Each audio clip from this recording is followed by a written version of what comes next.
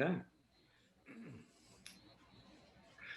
Hello, everybody. My name is Nico Martini. I am the author of Texas Whiskey as well as Texas Cocktails. And today we are very, very fortunate to be doing a panel on Texas whiskey and all that entails. I would like to introduce everybody on the panel real quick. Starting off, we have Heather Greene. She's the CEO and blender of Milam and Greene Whiskey. Hey, Heather. Hi, how are you? Thanks for having me. Dude, I'm great. This is going to be awesome. We have Jared Himstedt, the head distiller at Balcones Distilling. Nico, did you just call Heather a dude? I dude everybody. I hate dude everybody. I'm sorry. I think it's very, there's no gender in it. I just dude everybody. So speaking of dudes, hey, Dan Garrison, founder and CEO of Garrison Brothers Distilling. Hey, dude. And Robert Likarish, president and founder of Iron Root Republic Distilling. Hey, Robert. How's it going? Welcome to the Texas Whiskey panel at Tales of the Cocktail. I cannot believe they haven't done one of these yet, but here we are. We finally have enough to talk about, I guess. It's not like we haven't been doing anything for the last 10 years. So a real quick introduction. I just kind of wanted to open this up as a big moderated panel discussion for just kind of an introduction as far as what Texas whiskey is and how it's different than other types of whiskeys that are prevalent out there. So why don't we kick this off with, I'm going to start with Robert. Robert, you are currently the president of the Texas Whiskey Association. Is that true? That is indeed accurate. Would you like to tell us a little bit about the association and kind of how it came to be, and then we'll sort of roll into what makes Texas whiskey unique? Sure. The Texas Whiskey Association is a group of Texas distillers that make whiskey in the state of Texas. They got together that wanted to kind of band together to kind of raise up everything that was going on in the state. I think it's been crazily impressive how much Texas whiskey has grown over the last since Dan and Jared and the crew that started it all put this thing together. Dan, what was it, 12, 13 years ago now? Where are we 17, at? 17. 17. Oh, geez. 14 legally. 14 legally. Don't need to discuss those first three. So yeah, it was designed, put together to kind of raise the profile of Texas whiskey, to provide a place for all of us to get together to talk about best practices and work, really allow us to work together even more than we already had been. I think all of us really believe that Texas whiskey has a huge future, and that by working together, we're greater than the sum of the individuals that we're doing this. And so we formed, I guess, Jared, are we 4 years or? How long were you president, Jared? I guess the question. Two years. So we're about to head. Yeah, we kind of formed for a long time before we actually even did all the official voting and all that kind of stuff. So I don't even. Yeah. So yeah, it's been a little bit. So we gathered. I think one of the biggest concerns that we had early on was this issue with marketing of when people were putting Texas whiskey on the label. And some of it was just stuff that was being bottled in California. The whiskey came from Canada, and then it was being shipped and sold in Texas and labeled as Texas whiskey. And that was something I thought potentially was a little bit disingenuous. I think we wanted to make sure that the parts of the production actually are occurring in Texas for it to become a Texas whiskey. And that's something we really rally behind, especially anyone who makes whiskey from scratch really knows the blood and sweat and tears that goes into making whiskey, and that we wanted to make sure that gets reflected in the place where it's made. And that's, I think, was really important to us. So Jared and Dan, I know you two were the first two guys to come out swinging, pushing Texas whiskey. I mean, what was your thoughts on, I guess, on the formation of the Texas Whiskey Association, and kind of, because you two were really the kind of the hearts behind everything that happened? First of all, I just want to say thanks to you and Jared, Robert, for stepping up and taking the helm of this organization. We are deep in debt to you guys and have a lot of gratitude for what you've done and what you're still doing today. So thank you very much. I think the sexiest thing for me about the Texas Whiskey Association concept was this idea of certification. Having an auditor actually come out to each individual distillery and audit what was being produced, how it was being produced, where it was being produced. That to me was verification and validation of everybody that had worked so hard to make their brands over the years. And so that was pretty sexy for me. And that's why I wanted to get behind it. We should have done it a long time ago, frankly, but we didn't. In 2015, I had my first profitable year in 2014. I think I made $17 that year in 2014. And then the next year we went almost bankrupt because all of a sudden the market was just flooded with all of these Texas whiskeys that came on the market from Kentucky and from Indiana and from Canada and from California. And it almost put me out of business. I had to lay people off and I cut back dramatically on what we were doing. So the Texas Whiskey Association gives it some validity that we did not have before. So I'm really excited about it. Heather, why did you feel it was important to, as one of the not founders of the Texas Whiskey Association on this Zoom, why did you find it important to become a part of it, just in general? Well, I mean, I want to be I don't really didn't want to come in and just do my own thing. I mean, I think it's important that the tide rises with everybody. I thought it was important to be a part of this organization so that we could all celebrate together, learn from each other, support each other. I believed in the mission. I think that Texan whiskey and what's happening in Texas is totally exciting. Like I gave up my life in the Northeast to come here. And I think that there's just this wide open, beautiful space, a wonderful pioneer mentality and new exploration to just like do what I'm passionate about doing, which is explore what's going on in whiskey in different terroirs in different areas. And I think that being a part of the Texas Whiskey Association for us new and the way we all know, we make whiskey differently. We also have our certified grain to glass. We're really excited about that. It's now 3 years finally out.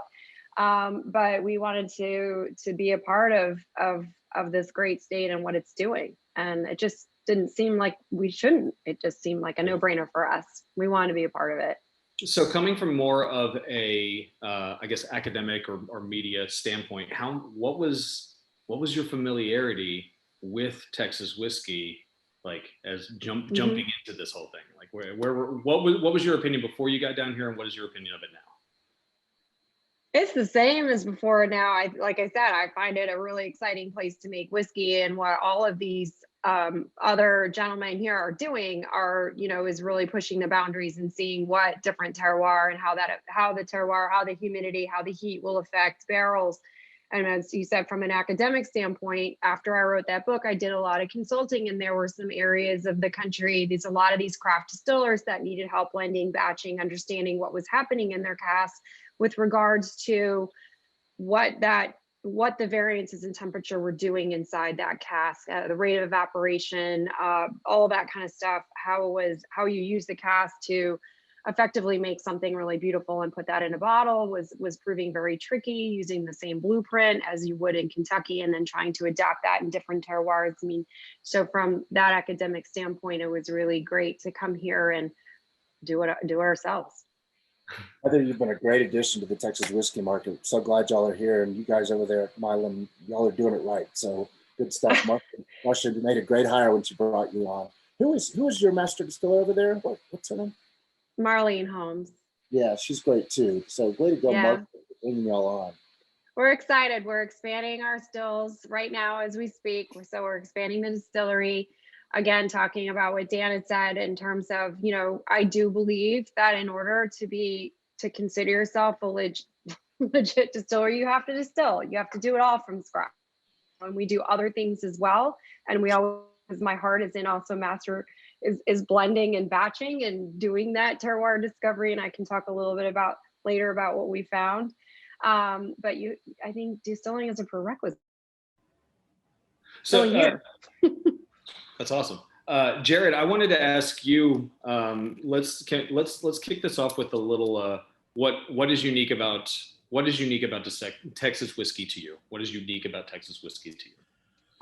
I mean, this idea of having kind of a blank slate that's not really a blank slate, but getting to find out how a place with basically no whiskey history, production history.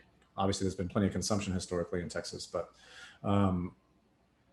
it's a really cool thing that even talking to some folks, in the UK that have expressed that kind of a little bit of jealousy of that kind of freedom to not have any idea until years down the road. If you're doing open fermentation, what the microflora is going to do. Obviously, we've all talked a lot about climate, and there's just a lot of unique things. I think especially on the single malt end, kind of the advent of some other global whiskey regions over the last decade have really helped that conversation land, I think, for people familiar with, Taiwanese and Indian whiskey and stuff like that. Things that it sounded in the early years like Texas distillers were just trying to come up with excuses of why they could sell you something really young. And I think some other climates that are more similar to ours have helped make that case, where it seems like we're not just trying to pull one over on someone. But yeah, everyone's touched on it a little bit, but trying to figure out, and I think we've just begun, and we've really just scratched the surface of figuring out how to collaborate with, how to have the other living things where you are, not to mention the weather, be kind of partners and collaborators and getting the whiskey made, as opposed to something to be harnessed and manipulated. And it's just, I think it's for all of us, it's going to be a career of discovery, and there'll be so much more. There's more questions to ask than there are answers so far, which I find really exciting. 100%. A lot of questions to ask, a lot of experimentation, which is what I find really exciting. It's been the process of talking to all of y'all working on the book and kind of going through everything. The biggest thing for me was this huge benefit to the lack of history in this state, and the fact that we are literally in the middle of making it ourselves. And I'm curious to know, especially from Dan and Jared, just what made you think this would work? This literally, y'all started this with no idea what the end game was or where it was going to go. And you take a look at the whiskey space in general, and like you were saying, Jared, there was no proof of concept from other places that have a similar climate as Texas. It was literally, okay, let's see how this goes. So maybe Dan, can you speak to the beginning? What brought this on? What made you think this would work here? It's funny. I was wandering around Kentucky on my own, visiting all the distilleries up there, trying to get a handle on whether I could even do this in Texas, and ran into a lot of very influential people through my relationship with Teresa McInich. Teresa was the marketing director for Buffalo Trace for a very long time. She got married, she moved to Texas, and I went up there and I took a tour with Freddie Johnson, who's one of my heroes. And Freddie gave me a tour of Buffalo Trace, and he said, "You really gonna do bourbon in Texas?" And I said, "I'm really gonna do bourbon in Texas, Freddie." And he said, "Well, you need to talk to my friend Mac." And Mac went up to Kentucky with me on my next trip up there. And that's when I met Bill Samuels and Elmer T. Lee and Dave Pickerel. And I remember talking to Dave, and I remember him looking me in the eyes, and he said, "You're going to actually barrel your bourbon in Texas?" And he had this gleam in his eye. He had this gleam as like he knew something special. Other people would tell me, "Oh, all you're going to do is create methanol. All you're going to do is create, wood ethanol." And Dave looked at me like, "You've got something there. Let's try it. Let's see what happens." And sure enough, Dave came down to Texas, spent a couple of weeks with me when he left Maker's Mark, and we became fast friends. And he started all sorts of experiments that led to this whole revolution of the craft distilling industry. And Dave was on the board or an advisor, for hundreds of people before he passed away. So that was when I knew I had something special. I just had to be patient enough to wait. And I wanted to, make sure my bourbon was a straight bourbon before we released it, or we would get laughed at by the folks in Kentucky. and we did. Until we did that Young Gun release, Jared, just trying to beat you guys to market, which we didn't. But that was the one mistake I really regret is not waiting 2 years to release it. I'm not sure if I answered your question at all, Nico, but there's something to say on the screen. So what the hell? Jared, so when you guys were starting out, what brought it on? Like, what made you think it was going to work? I mean, I'm blessed with not really being an entrepreneur at all. So blessed. I love that. Yeah. So I don't remember ever thinking about it. We were just talking about it the other day. Pretty much every like job change I've ever done, every time I've jumped from one thing to another as an adult. Yeah, maybe I'm deficient in some risk aversion gene that I should really be thinking about safety and the future and viability of things. But yeah, a little bit like Dan. I mean, in some ways it was already rolling. You know, we were gonna make. So I think market stuff, the history, things could have gone different, which would have determined what we made maybe and how big and at what volume. But there was no doubt that we were going to make at some level, just because that's kind of who we are. So yeah, I don't remember thinking about it. I didn't. The other question that happens pretty often is, did you see any of it going here, either in the craft space or Texas specific? And the answer, I think, for almost everybody is hell no. You know, 12 years ago, 13 years ago, I don't think any of us could have guessed that we'd be where we're at now. Jared, you're smart to be averse to being an entrepreneur, because I've been bankrupt 4 times since I started this business, and somebody has always come to bail me out, including my wife and my family and my brother and my dad. So along the way, it's been a roller coaster ride of emotional fraught. You know, do I have to lay everybody off tomorrow? Do I have to shut the doors tomorrow? I've asked myself that so many times, and I've gotten down in front of a cross to kneel and pray just for the survival of the business at least 4 times. So I do have that entrepreneurial curse. I've always had it. I used to write business plans for people. I've got a whole drawer full of different business plans that I think are still viable today, but I'm done. I'm done with this. This was my home run. Robert, I wanted to ask you, what are some of the more common misperceptions about Texas whiskey to you? I don't know. For me, I think we start talking about aging faster. And I think I know all of us here have talked about maturation and age are 2 very different things. That a lot of people think that you can churn out whiskey in 6 months or a year here. And a lot of that has to do with process and everything you're doing, or that, you know, for me, it's a lot of people from outside, especially when we start talking to people in the UK, they view Texas as this kind of monolith.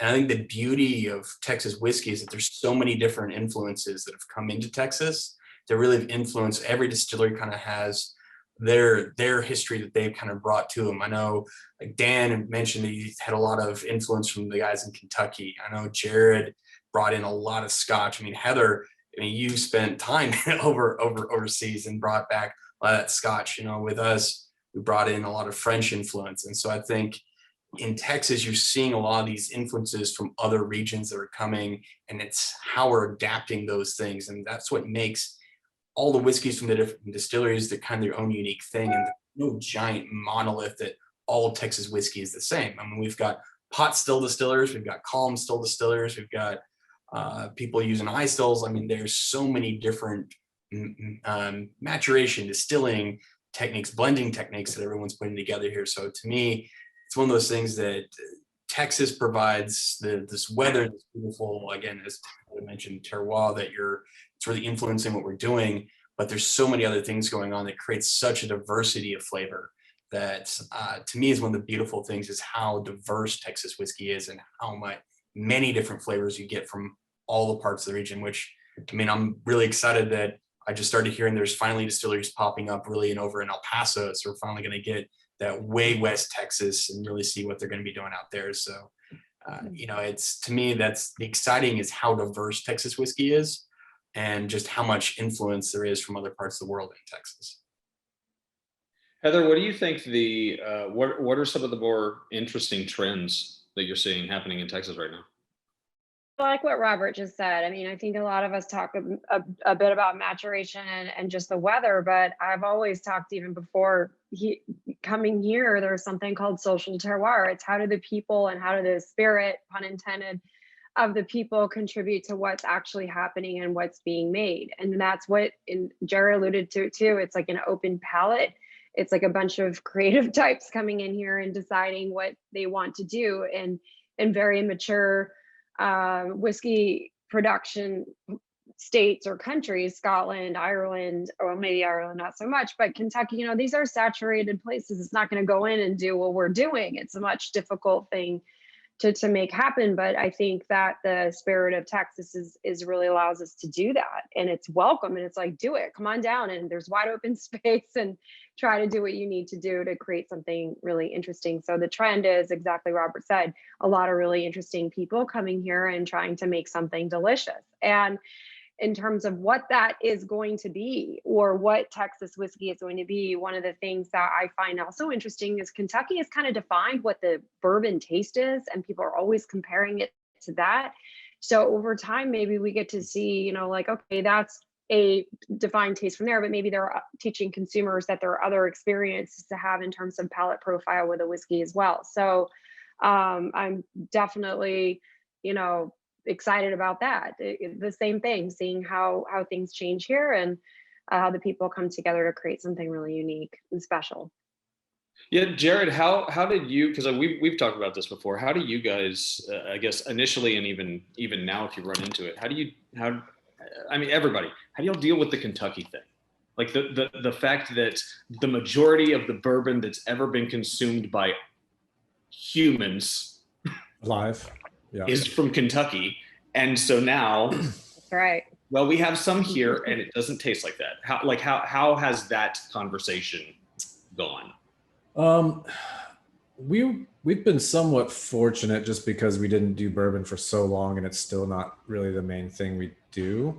Our conversations have always been more around malt, but it's the same dynamic, right? Right. If you're going to focus on single malt, until recently you're going to be compared to Scotland, and that's the end of the story. But I mean, I don't know, man. People are a little bored. People are kind of ready for some new palate experiences, I think. And just like going someplace to eat that can tell you where they're getting the beef from, or, you know, this farm over here they get their tomatoes from, or whatever. There's just something about we're just ready. We're ready for information. We're ready to be treated with the respect that we can understand it, we could grasp it, we could care about how things get made and how they get in front of us and what we're about to spend money on. And so, I mean, there are some funny little things that happen, you know, like everyone gets excited when, I think it was Deanston that did it first, when they're like, okay, yeah, we're going to mess around with some virgin staves, and, you know, like that's like a crazy innovation, you know, and for the SWA, it's like not really that big of a deal. And of course that's fair game over here, you know, no holds barred. So yeah, I haven't struggled with it too much, but I do find it a little unnerving. The same thing happens in rum world, right? Where people have had very little high ester, everything's been back sweetened, if not chill filtered as well. So yeah, you get some high ester stuff directly off of Barbados or Jamaican pots still, like, yes, that is not like what you're used to. But there's a good reason why. And I think if we do a good job of passing on information and kind of behind the scenes stuff of how the sausage gets made, and also in a tone that's extremely inviting, I think everybody on this call, especially, I watch people in parts of the community, from consumers all the way to producers, writers, everybody. You can see people that kind of weaponize this stuff and use it to beat people over the head with their knowledge and their experience and their palate. But for those of us that want this to grow and get excited that other people are having those awakening experiences that we all had at some point, where you just go, holy crap, where's this been all my life? Yeah, as long as that's the tone we're setting as we're communicating, man, here's how it gets made, what do you want to know? Or as long as we're open books and have this inviting you know, attitude with the rest of the community, I think we'll do just fine going at those uphill battles. And this doesn't taste like fill in the blank that I've had before, you know? Yeah, absolutely. Dan, I would love your answer to this question as well. How have you dealt with the Kentucky thing? Nico, I got hate mail from Kentucky when I first announced that I was coming out with a bourbon whiskey. I mean, I got lots of hate mail. There was an article in the Lexington newspaper about us and how negative it was that we were doing that illegally. And they didn't even do their homework to find out that bourbon. Oh my gosh. That was back in like 2005, I think. Wow. But what I love about Texas' attitude and the way we differentiate ourselves from Kentucky is because we're kind of a bunch of prideful, rebellious bastards, and we're just going to do it. You can't stop us. We're Sandinistas, we're pirates, we're cowboys, we're banditos, and we want to press all the buttons, and we want to try all the new things that we possibly can. And it also means that we don't necessarily follow the vanilla path to glory. We, for us, laws are just guideposts for the timid and tame. They're not really going to restrict what we're doing. We're going to do it and ask for forgiveness later. And that's an attitude that's pervasive across all the distilleries I know in Texas. And I love that about it. I'm now realizing I use the word bandito way too not little. Yeah, way too little. I like that word too. Yeah. Robert, I love this question. Same deal. I mean, especially coming from you guys won Whiskeys of the World, best bourbon in the world last year, and which is crazy that somebody would, heaven forbid they give a bourbon, the best bourbon in the world, and it's not from Kentucky. I mean, heaven forbid. So just sort of like, yeah, how has this gone? I feel Dan on the hate mail on that one. I know for me, that was never something we set out to do. I think the Kentucky guys, everyone up in the Midwest does a fantastic job at making whiskey, making bourbon. And I don't think there's no intention to take that away. I mean, they're dominant, make beautiful stuff. But the reality was, I don't want to try to copy what they're doing. Not that we even could in Texas make something that's an exact copy of what they're doing in Kentucky, just because of aging conditions and a whole host of things. But to me, to try to produce the same thing, it goes against kind of the nature of, as Dan was talking about, the kind of the Texas way. That when we started out, it was more of exploring is how do we expand what's going on in Texas? How do we expand the flavor profile of American whiskey? Because I think that was one of the things, 15 years ago when we were getting into it, the Scotch guys were always complaining about is that bourbon had 5 or 6 flavors that were great, but that's all there was. There wasn't a diversity to it. And not that I necessarily agree with that sentiment, but I think what we set out to do is really try to expand that flavor profile. One, through the unique uses of wood that we do here in the state. Again, exploring, with Jared with the blue corns and us with the purple and red corns and all the different multicolored, rainbow colored corns that we use, just to play around and trying to find new flavors. I think that's kind of that scientist, that explorer is, what do these other things even taste like? Some of these heirloom grains, some of these rare grains, and kind of have some fun with it and play around with it and see really what we can do. And that's, and so when people say, well, this doesn't taste like Kentucky bourbon, whether they like that or not, to me, isn't that at least interesting that it's something that's different, that's something that's expansive? And again, anytime you taste something that's different, people are going to have reactions. Sometimes they're going to love it. Sometimes they're going to hate it, and the only thing I really disagree with some people, when they're talking about grain forward bourbon, especially with pot still whiskeys, bourbon made on pot stills is going to be grain forward. That's the nature of the pot still beast. And to me, that's kind of the beautiful part of the pot still. And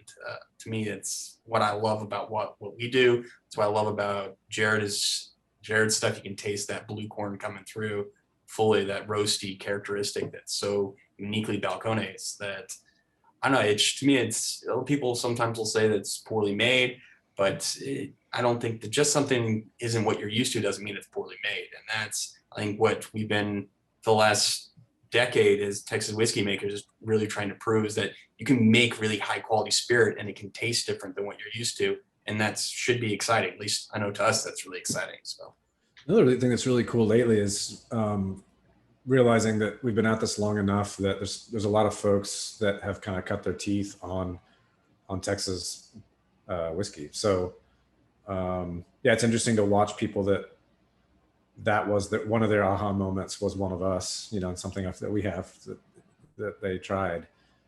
And so there's this whole generation of younger folks that they're judging other whiskey regions based, against our backdrop, which is kind of funny.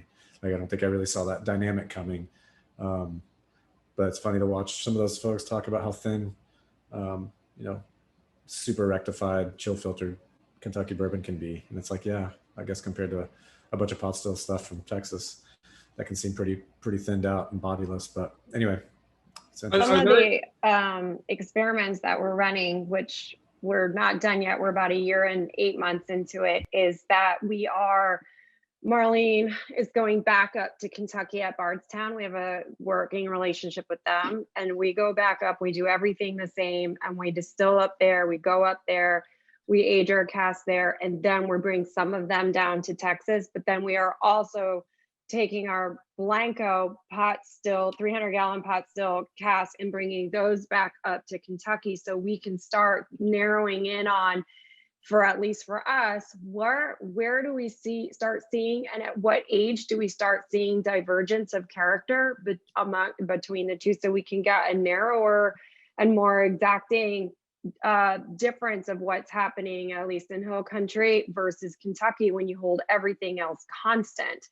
So stay tuned. We're really kind of trying to figure that out. And some of the early things that we're finding are extremely interesting and mirror what Robert is saying, is that grain forward, going either way, is that grain forward aromatic note is something that seems to be popping in the Texan whiskeys, even when you're taking a Kentucky style pot still, column still distilled whiskey with a Kentucky distiller, but bringing it down to Texas, either in totes, just as white whiskey, or barrel there and then brought down.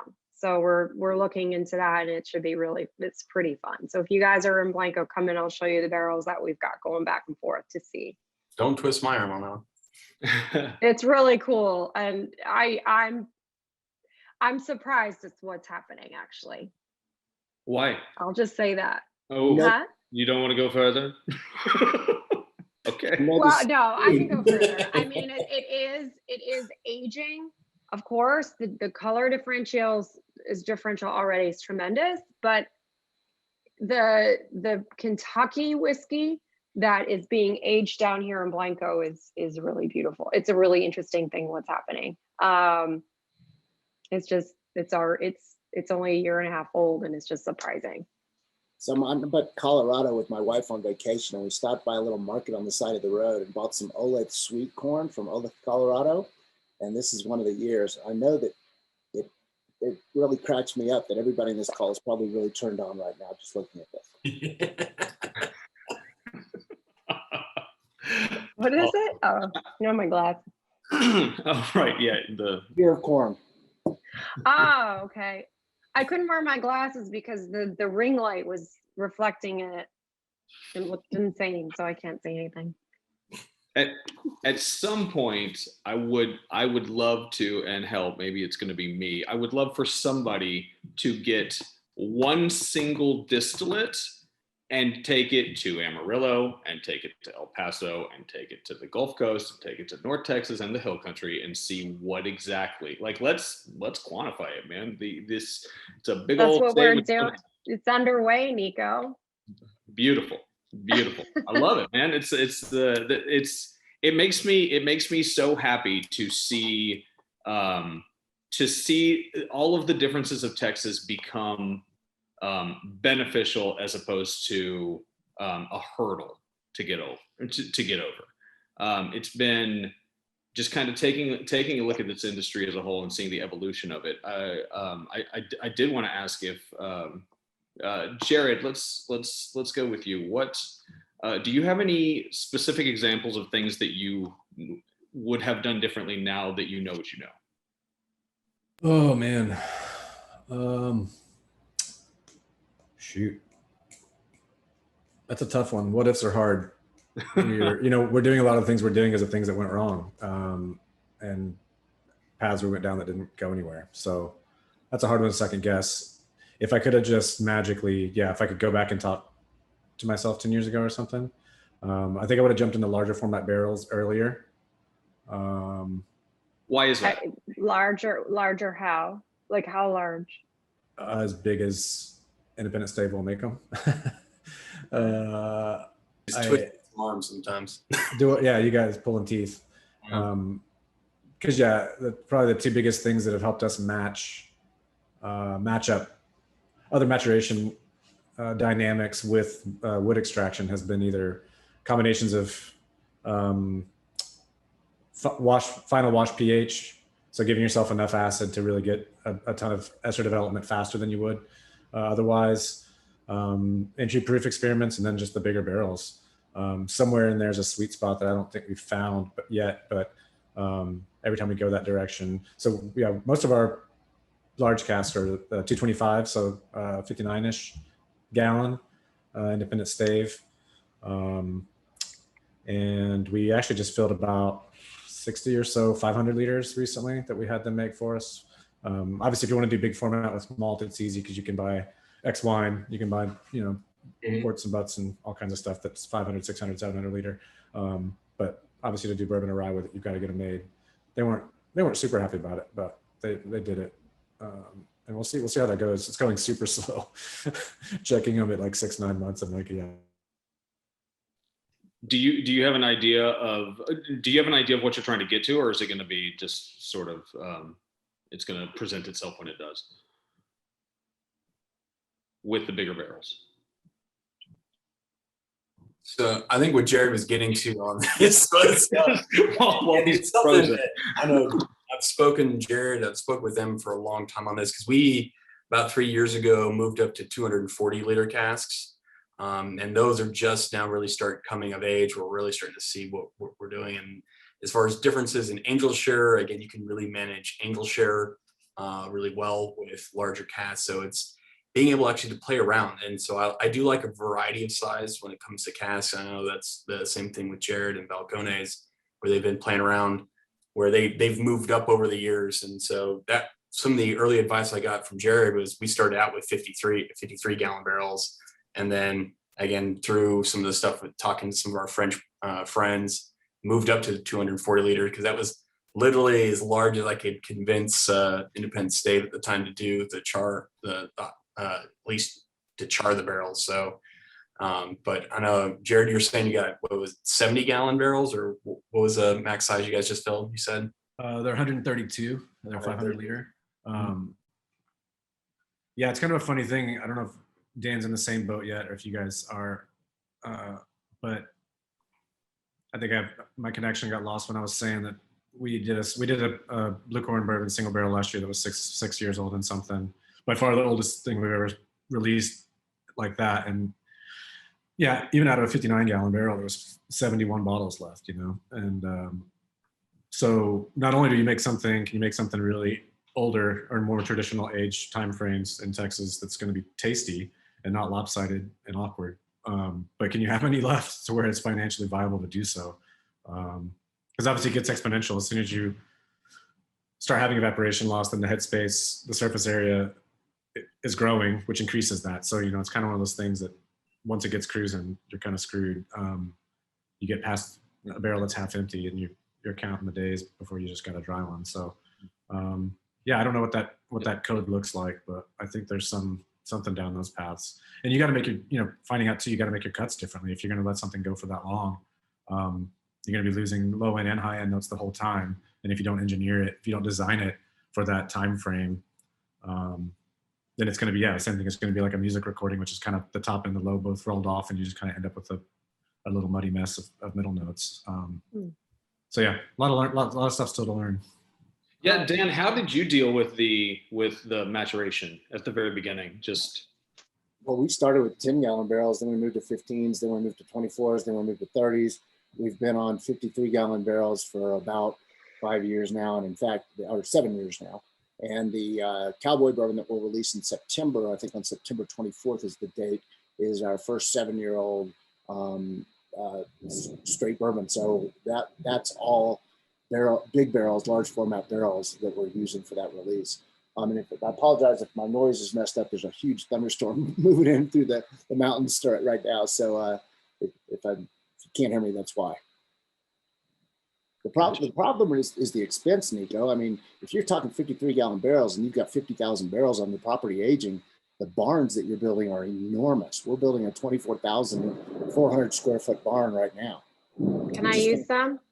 We just it's full. We just finished the 22,000 square foot barn, and we already filled it up. Oh man, I hear you on that. I think I already emailed Jared to find out if he's got a little extra space for me right now. Cool. It's the warehouse. That is true. The warehousing here, it's getting like, it's tight with the big barrels, right? Bigger format barrels, of course. Especially when you have to, by Texas state law, you have to age the bourbon in the same county where your distillery is. There's not a single open warehouse available for rent in all of Blanco County. Trust me. I trust you. I just looked too.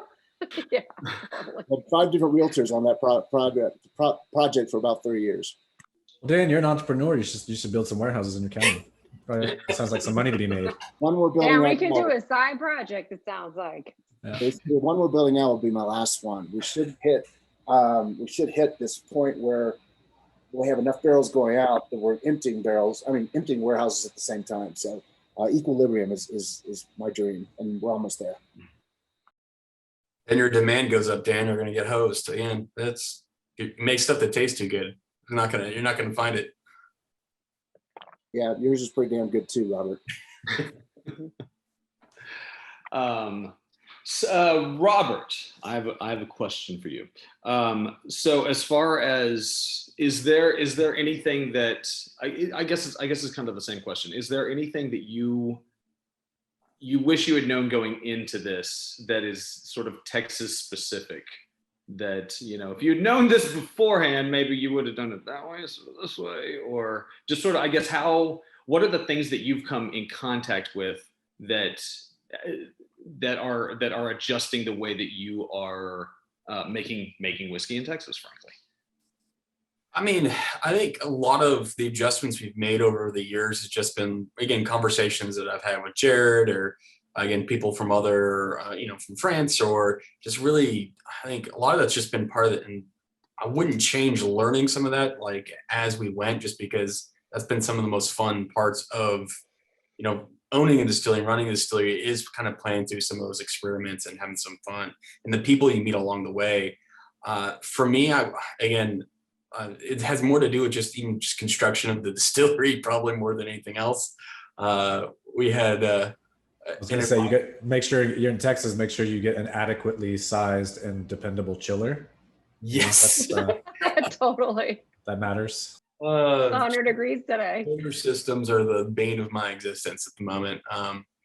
But I think, I wish I would have known like how much Texas whiskey was going to blow up over the last 7 years, that, we had planned out a certain growth pattern, and then, in the last 3 years, everything has just kind of exploded, and it's been just exciting to see, as we were mentioning earlier, just the acceptance of a different style and different types of American whiskey.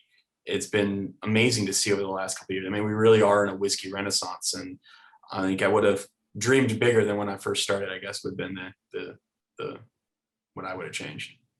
Well, this kind of we're kind of getting towards the end of this, but I did want to, that directly relates to kind of my last, probably won't be the last, but the last question. So in 20 years from now, and I'm asking this to everybody, what do you want the legacy of Texas whiskey to be? What do you think it's going to be? Legacy of Texas whiskey. That's a tough question, Nico. I like this question because it makes you kind of take a step back and realize that it's not only you, but it's what would you like your impact to be? Nico, I think that we've already taken a step that most other states have not taken, and that's the formation of this Texas Whiskey Association. I mean, we work together, we share secrets with each other, we share stories with each other, and we share knowledge with each other.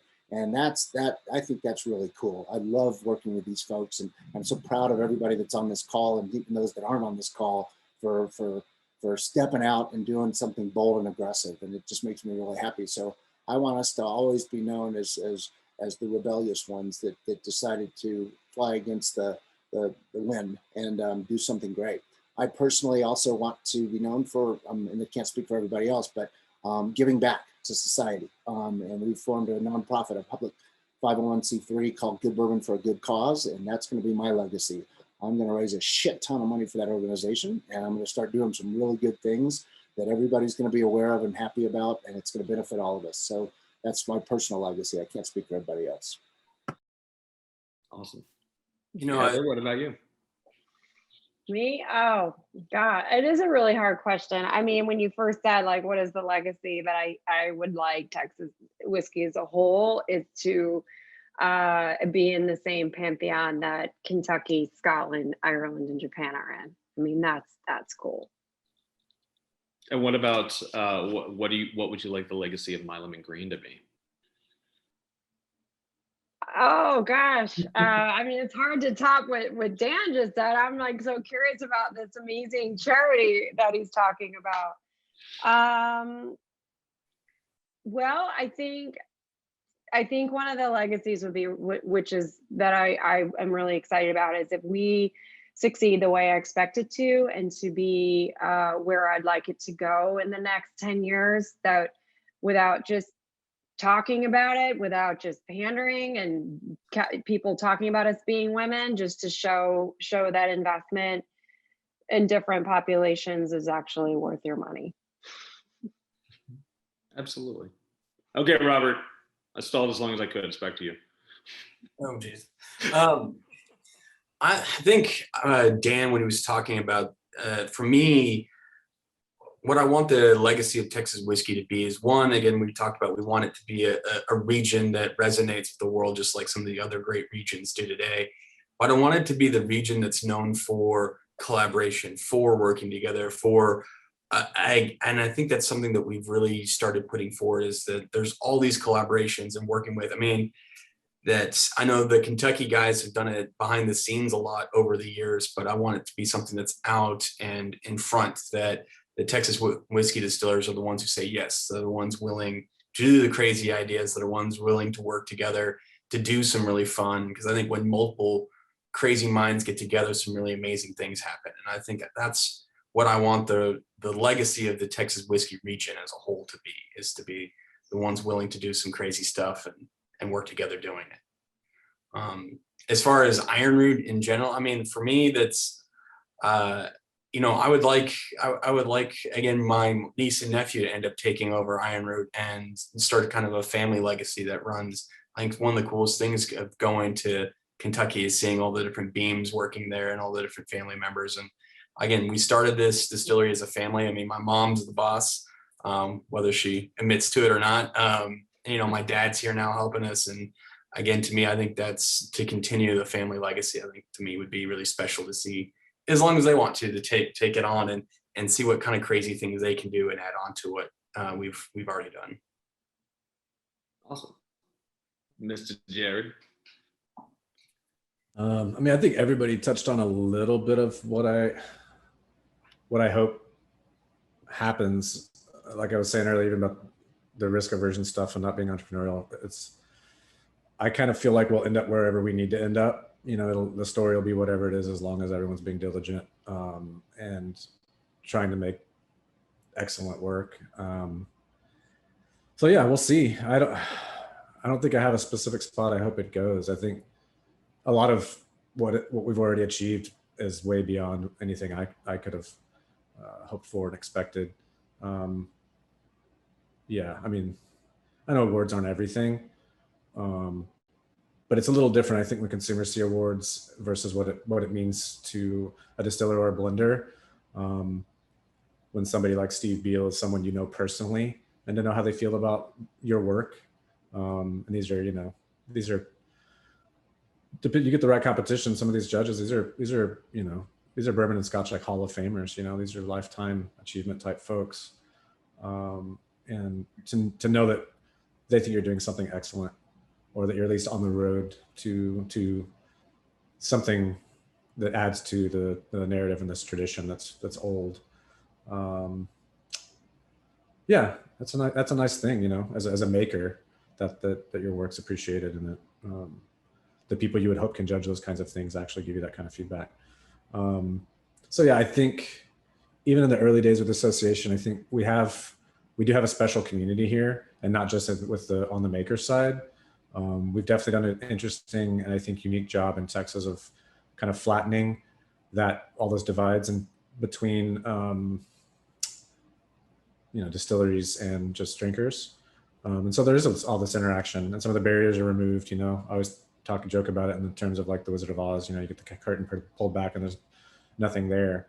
But in Texas, that's not the case. Like, people have really, really direct, kind of unmediated access to the people that drink their whiskey, and drinkers have access to the people that make it for them. And so yeah, it feels collaborative. It feels like there's a kind of a feedback loop, as opposed to just we make what we make and now we got to figure out how to like cram it down a bunch of people's throats and throw marketing money at it to convince them that this is the thing that they've always wanted and didn't know they needed, kind of thing. There's just a conversation, and the whiskey is kind of the bridge between those two parties, and it keeps going back and forth.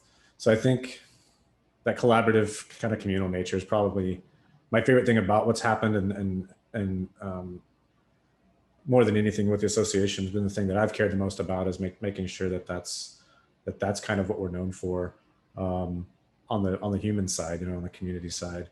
Because obviously we've already knocked it out of the park over and over and over.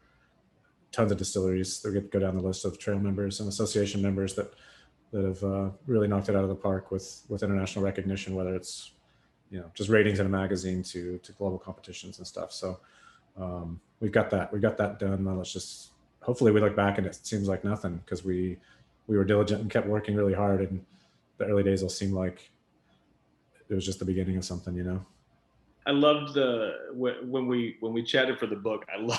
I loved you talking about the idea of 20 years from now, you and Dan sitting on a back porch just having a glass of whiskey, talking about what the hell was that. Yeah, and I joke about it internally too. I really like the idea of people having their fingerprint on what they're doing, and so the huge irony, but would be super appropriate. It'll probably be just waiting for me to get out of here, to get too old to keep doing it, so the younger dudes can kind of change the whiskey the ways they always wanted to. Just wait for me to get out of the way so they can try some things. But and they absolutely should. But yeah. I look forward to that drink, Jared. Yeah, I guess we're both going to have to be a little bit less in the weeds on the whiskey side for that to make time for that. But let's do it. Well, Dan will have his warehouse Blanco empire at that point. Before we wrap up, I want to ask everybody what is your latest release, and what do you have coming up that you're really looking forward to? So let's start with Robert. Oh boy. So the things that are coming out for us, we've got a bunch because we've had like 6 months of delays trying to get a bottling line on. So I'm backed up. I've got like 7 releases, I think, coming in the next 2 months. But it'll be our first our first barrel finishes. We're going to be starting to release this year that are going to be very French influenced, as far as some of the like fortified wines out of France, or even Pinot de Charente. We did some finishes in there that I absolutely fell in love with. That and an Armagnac finish. I mean, anyone who knows me knows I'm an Armagnac fiend. So all that's going to be called Apotheosis. So that'll be the brand new releases coming out. And then we've got some collaborations that we've done with Grayson, with Nico and Jared that we've done. That's going to be, the next batch will be coming out pretty in the not too distant future here. And then with Chris Trevino, the Liquor Hound, we did another blending project that's called Saints Alley that will be coming out here in the next month or so. Yeah. Right on. Heather? In September, we have our second edition of the Distillers Edition coming out. So speaking of certified Texas whiskey and being part of the Texas Whiskey Association, it's our grain to glass, annual grain to glass offering. It is 3 and 4 years old. I'm really excited about it because we've waited, these guys know you just got to wait a long time until you can get that going. So we're really excited about that, and it tastes fantastic. So awesome. Jared? Yeah, I don't know if everybody is aware. I'm sure Nico is and Robert is, but we have a little bit of self-editing problem here at Balcones. So if you ask me like what just came out and what's coming out, that's like, well, yesterday we did this and tomorrow we've got that coming out. But at least it feels that way. We've done a lot more malt this year on kind of on purpose. We think this is, fingers crossed, this might be the year where the definition for American single malt finally gets approved. So we kind of trying to hammer that home this year with our special releases. But we've done a lot of really cool collaborations. We worked with Hack down the Gulf, Madeira producer down there earlier this year. Our most two recent things, the last thing that just came out didn't last very long, but we did a collaboration with the folks at Lukenbach, and William Chris Vineyards got us some orange muscat that was Madeirized that we finished that in. And that didn't last, but I don't even know if that lasted a week. Wasn't that many barrels in there anyway. But that's going to be kind of an ongoing project with vintages and kind of do a little wine tour around each year's release for that. And then I think it's shipped. I think a few people have seen it, but this is our most recent. This is what I've been drinking the last little bit. This is Pilgrimage.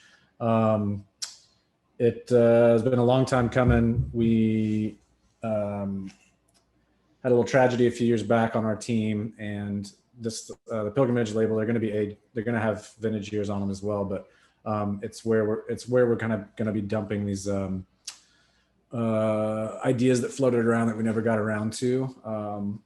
And kind of honor the legacy of kind of team members past and friends not forgotten. So this one's all Golden Promise ex-bourbon that was then thrown into Saltarian for about a year and a half. But that just went out. That's going out to market right now. But there's always something, man. Is that on the Pilgrimage? Mm-hmm. I mean, I know it's a tribute to a tribute to Zach, and the idea of what's that mean to you? Like, what does that mean to you? The fact that you're able to do this. I mean, in some ways, it feels pretty insignificant compared to families, what people go through when they lose people. But it is cool. There's a cool thing about having a relationship with someone that's centered around the making, to kind of go through the notebook and find things that we discussed that we never got around to doing, and to be able to let their impact keep going, Yeah. Awesome. It's like it's like the children that published their parents and author, and they published notes for stuff that they didn't get around to finishing years later. And I don't know, there's something about that, like, to honor it. Glad that you're doing it, but upset that you have to, Sure. Yeah. Dan, please tell us about your latest one. First, kind of got me teared up, Jared. Mm-hmm. Zach was a good man, and that name Pilgrimage is pretty awesome. We just released Guadalupe this past Saturday. It's our most successful release in history. Over 600 cars in line. The first car got there the day before at 9 o'clock in the morning, and we didn't open the gates until the next morning at 8 o'clock. We sold it all out by 10 o'clock in the morning, all the Guadalupe that we had. And it's going to make us relook at how we do these things, because these are our most loyal rabid fans that show up and camp out for days for the release to come out. So we're going to change how we distribute bourbon to the marketplace and through the distributorship, through the 3-tier system, and make it more focused on our people and our fans and our followers and our old 300 people that we love dearly. So I don't want to ever turn a car away again. And I had to turn away about 200 cars on Saturday, so that was heartbreaking. The Cowboy, the 7-year-old Cowboy, the first 7-year-old Cowboy we've ever done, comes out September 24. I'm expecting a very similar day to what we had Saturday. It was crazy. I mean, there's so many beautiful people online, and we gave them all a shot as they came through, and gave them kisses and hugs, and it was just a beautiful moment for the distillery and our family. It was great. So the Guadalupe is a finished whiskey, yeah? Yeah, it's 4 years in the white American oak casks, and then it's 2 years in limousine oak casks from the Central Forest there in France. You have to get on a waiting list to get those limousine oak casks directly from the country. So we've been on that waiting list since 2004, believe it or not. It's crazy. Cool. Well, I think we're about wrapping up. Does anybody have any last words? Are there any things that you would like to make sure that you convey about Texas whiskey to everybody who's tuned into this? Come and take it. Come and take it. It's expensive as hell, but worth every penny. Oh, are we all just saying the taglines we've got? Is that what we're doing? I didn't. Yeah, That's not even my tagline. That's I was kidding. We're using our made-up names now. Yeah, I think really, like I mentioned earlier, I think the other areas of the world blowing up and whiskey being made in places it never was, are really we're part of that conversation. It's not an isolated thing, and it's definitely not a us versus Kentucky, us versus Scotland. So anybody who's got their ear to the ground is exploring, stuff coming out of really crazy places that 10 years ago weren't even making whiskey. Like they know what's going on. It's exciting. Anybody who loves whiskey should be pretty pumped about literally flavors and flavor combinations coming to market in bottles that you have never had before, because they wouldn't be possible because whiskey wasn't being made there. It's not all going to work, but man, we're going to have stuff that just didn't exist. That's pretty cool. It's like, man, Robert, can you imagine? Yeah, you're going to say, yeah, we got this world's covered in whiskey and we're going to just drink it from like 2 places. I mean, it's just insane. Yeah. Just bonkers. And we're not even back to pre-prohibition distillery numbers. I mean, we're still below, how many distilleries there were back then. So this isn't even new stuff. This is just coming back to, it's almost like a scorched earth, like this burnt, devastated terrain was left after prohibition that we're just getting back to. So who knows where it ends, It's really annoying how effective prohibition was in the grand scheme of everything. It's really annoying. I mean, I think the biggest thing I would say is that we're, as a state, exploring a lot of new flavors. And if you're a person out there who wants to find new flavors or really start exploring whiskey even farther than its traditional homelands, come to Texas, come join and jump on the trail, come visit all of us, and we'll take you on a really fun journey that you won't forget. I can promise you that. That's for damn sure. Well said. Thank you so much for doing this. I'm so lucky to have been the one who got to write all of these things down, and I could not be more proud of the direction that we're moving and just the legacy that Texas whiskey is ultimately going to have. And I'm so glad that everyone is. The biggest thing that I got is the fact that we're making our own history and we're doing it together. And it could not be a more welcoming and open community. And I feel like we are very, very fortunate, and it's frankly leading to better whiskey because we're so open and because we know that we're in this together, and a high tide raises all ships. And that's the thing that I have heard from all of you, is that phrase. And I'm so happy that that's the pervasive attitude about Texas whiskey. So thanks, guys. And for everybody who tuned in, thank you very much. Come on down, man. We do it right over here. We'll prove it. We'll totally prove it. Come on down. Thanks, Nico. Thanks, Megan. Thank you, Nico. Good to see you. Bye, guys.